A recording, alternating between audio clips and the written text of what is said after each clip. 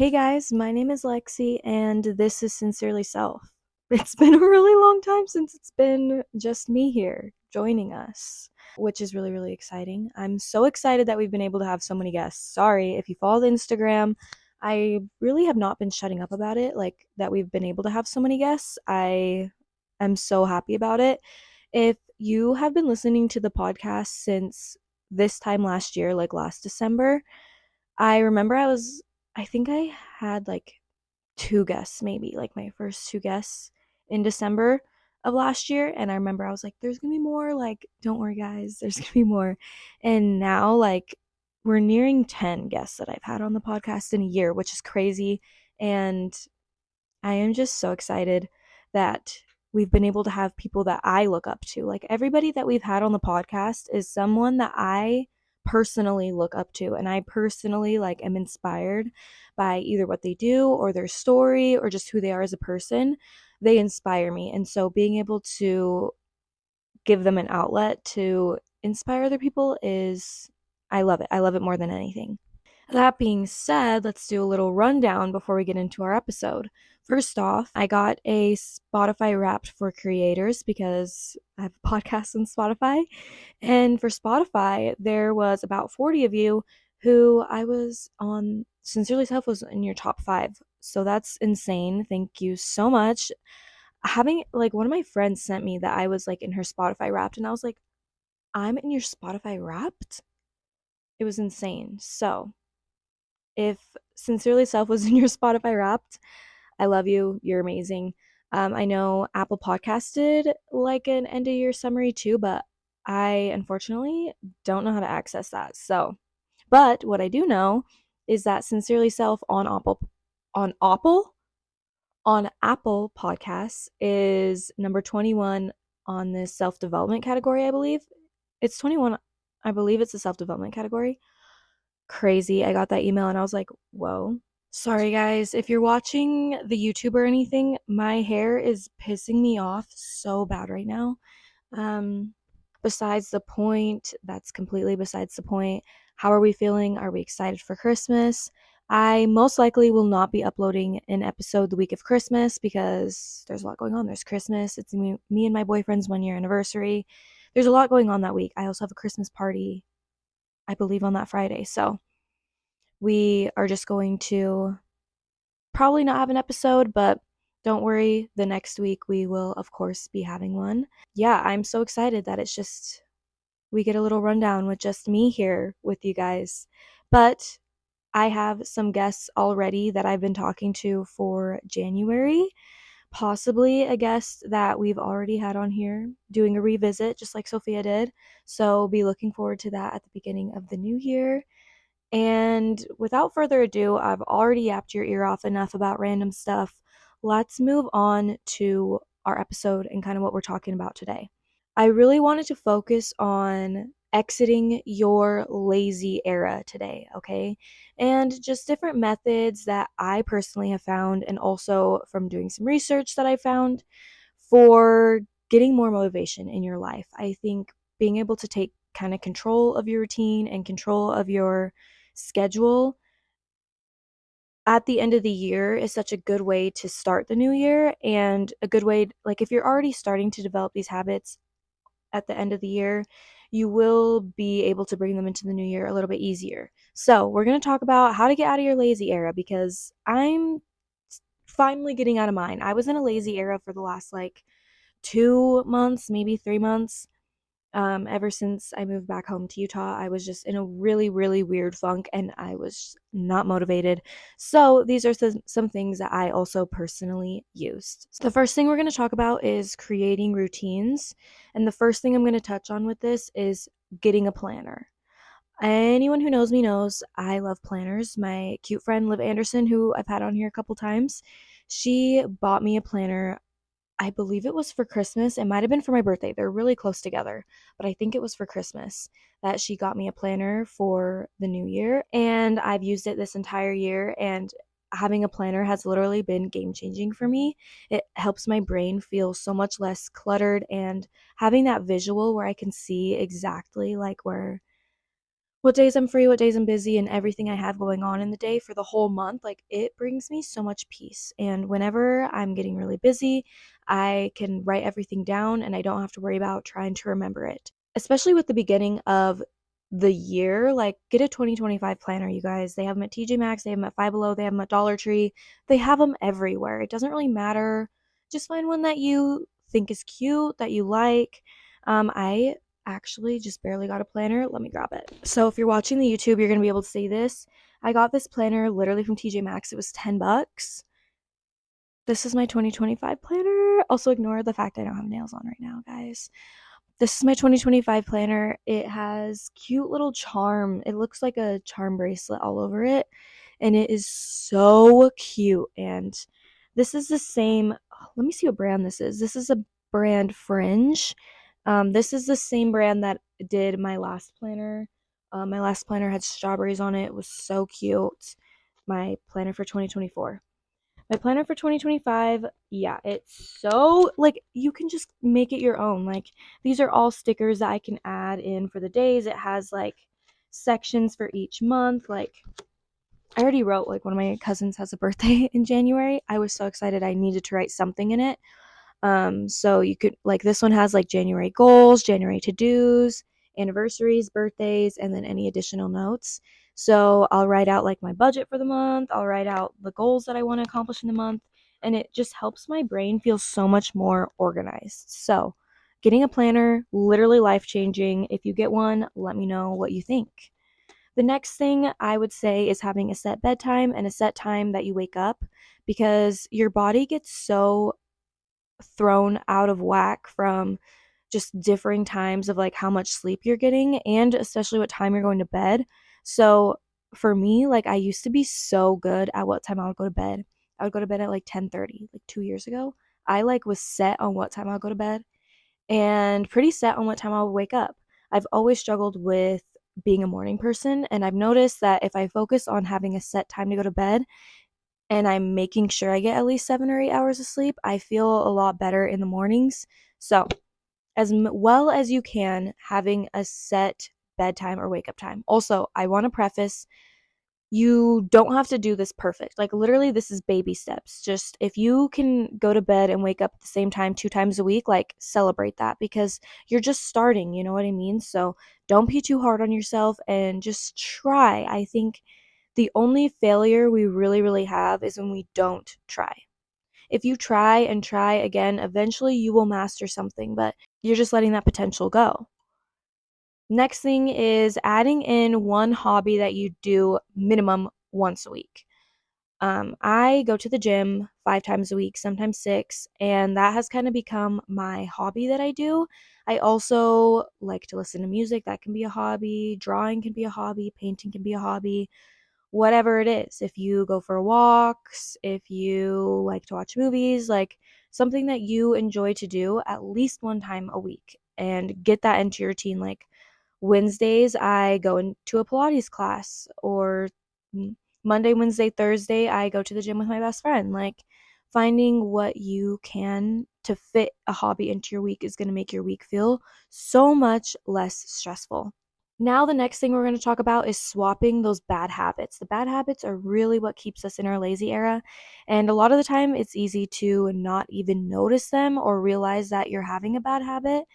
So, here are a few that I also am guilty of.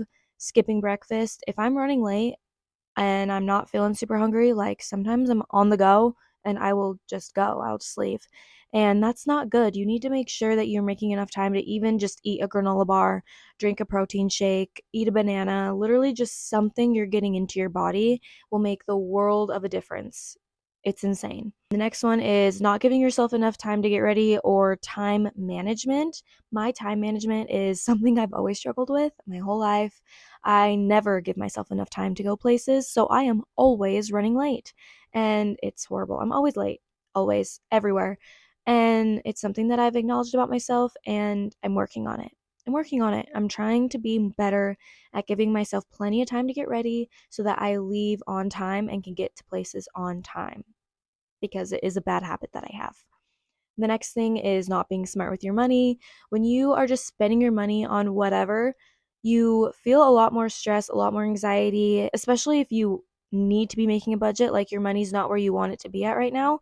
You will never have the money for the things you need if you keep spending all of your money on the things you want. There's such a difference between a need and a want, and that's something that I had to realize. And you'll feel a lot more at ease when you're able to do that with yourself. The self control aspect feels rewarding when you know you can hold yourself to it. Next thing is having clear goals. Having something you're working towards brings that motivation, even if it's the littlest thing. You can have a short-term goal, which I would say within the next week, the next few days, up to the next couple years would be a short-term goal. And those are the most important to keep us going. Like if you have a goal of waking up at a certain time every week, that's amazing. Like that's a short-term goal, and when you accomplish it, you're going to feel accomplished. Or you have a goal of reading 30 minutes a day, like anything. And then also, it's really important to have long term goals. What are things that you want to do in the future? And then writing the steps of how to get there. So for me, I'm becoming a life coach.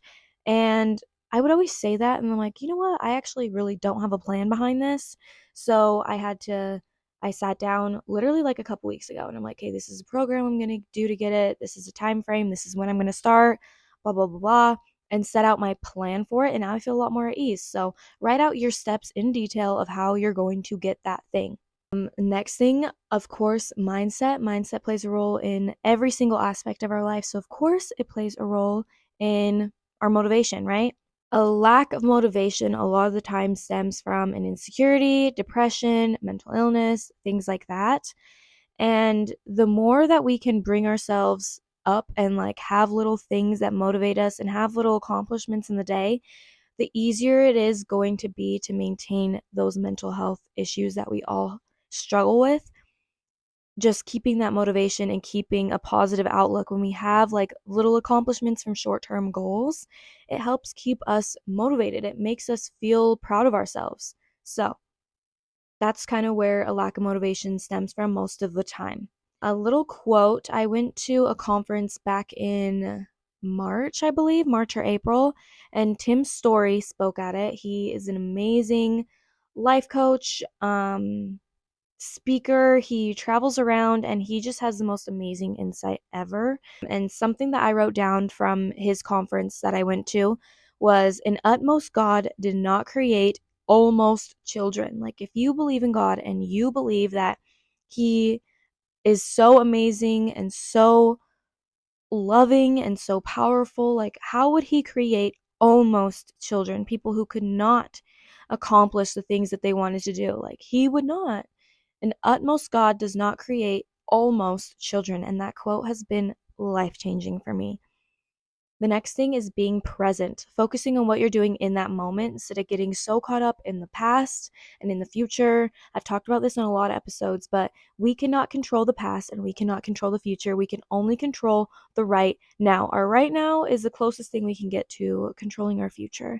And if we're not present, we're not going to appreciate the things that are right in front of us. So something that I've also been working on is being more present, surrounding yourself with things and people that motivate you. I cannot stress enough that surrounding yourself with people who you inspire to be like or who motivate you completely changes how you feel about yourself. If you surround yourself with people who are pursuing their things and doing their goals, it's going to motivate you to do the same thing. So, surrounding yourself with people and things that motivate you. This next thing might be not a little controversial, but I think a lot of people have a different take on this. Is prioritizing your health and your well-being is going to make you exit your lazy era, okay? Exercise, diet, sleep. I know not everybody loves to be a big exercise person. I was the same way for years. Years.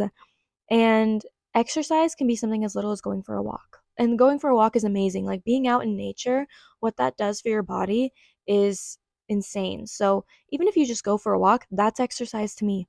Go for a walk and enjoy nature. I know it's kind of cold outside, but right now in Utah, knock on wood, there's not really any snow. So it's a perfect time to go on a little walk and clear your head. It's the best way mentally and physically to take care of yourself, and you're releasing those endorphins. Something that I've started doing lately is I've been doing the Stairmaster a ton. I know it's kind of trending. I decided to try it. And honestly, like the way that I feel when I'm done, the way that I feel during is like, like I'm so not wanting to be doing that. But as soon as I'm done, the endorphins that your body releases when you're done with like a type of cardio is insane. Like I literally feel amazing. And so I keep doing it and I see amazing outcomes mentally and physically. So it really does change your life when you're just a tiny bit active, whatever that means for you. What you're viewing online, like if you're constantly comparing yourself to the people that you're seeing online or to the lifestyles that you're seeing online, like give yourself the reality check that what you see online is not 100% real. Nobody's showing every single side of their life, the good, the bad, the ugly. Most people are just showing the good. Same with the lifestyles. You never know what's happening behind closed doors. Nobody's life is as perfect as it really seems online. And just think to yourself, like, do you post like your worst things online? Most of the time, no. So try and remind yourself that what you're seeing is not always the full picture and it's not fair for you to be comparing yourself to that. The last thing I'm really going to talk about for this episode is energy givers versus things that take your energy, energy takers, and just kind of how you can use these energy givers as replacements. So, energy takers, let's start with energy takers first, get the bad out of the way. Energy takers, overthinking, screens, or being on social media way too much. Clutter, like having a messy place, really does affect your well being. Inconsistent sleep, people pleasing, unclear boundaries, pushing yourself way too hard, and just not giving yourself any type of break. Those are all energy takers. Now, let's talk about the energy givers that you can use to replace these habits because we all have the energy taking habits, okay? We all have them. It's just kind of whether we identify them and then choose to do a different behavior. So, energy givers, water, sunlight, or being outside, like we were talking about with the exercise, laughter, self care, whatever that means for you. And self care can look so different for everyone. And I think it's just something that relaxes your mind and makes you feel at ease and brings you joy. So, whatever that really is, as long as it's not unhealthy and putting you at risk. You know what I mean? Meditation, music, like listening to music, playing music, being with your friends and family, journaling, writing out your thoughts, good and bad. Like anytime I was really stressed about a situation, I used to write it out and it would help me feel a lot better. And then I could read it back and be like, okay, maybe I'm overreacting. So, journaling and then also getting a consistent amount of sleep. Trying your hardest to get a consistent amount of sleep will really change your life, seriously. So, with that being said, I'm going to end the episode here. I really hope that this helps you guys. Let me know if this kind of helps you get a little bit more of a routine and a little more control over your motivation. Also, like I say in every single episode, the description of every single episode has my link tree, my Instagram, TikTok, YouTube. I also put my Apple Podcasts and my Spotify on my link tree just because those are the two top ones that people use. But it is available on a lot more than that. Google Podcasts, iHeartRadio, Anchor, just to name a few. It's available pretty much anywhere you can get your podcasts. I think literally anywhere you can get your podcasts, it is available. So make sure you go and check it out. And be excited, guys. We have a lot more guests coming in the next few weeks. And listen back to the last few episodes for the last few guests that we've had. They are amazing people. I did a podcast with Marissa last week. She's a photographer. She actually took the cover art for Sincerely Self. So anytime you listen to Sincerely Self, the picture that you see, Marissa took that. So she's so amazing, and an amazing photographer, amazing person, and one of my dear friends. So if you did not listen to last week's episode, make sure you go and listen to last week's episode. And I love you guys. I'm so excited to bring in another year of Sincerely Self, and I'm so excited to see where we get to now and just to see it grow more and to see more people come on the podcast. I'm so excited. And I will see you guys, like always, next week.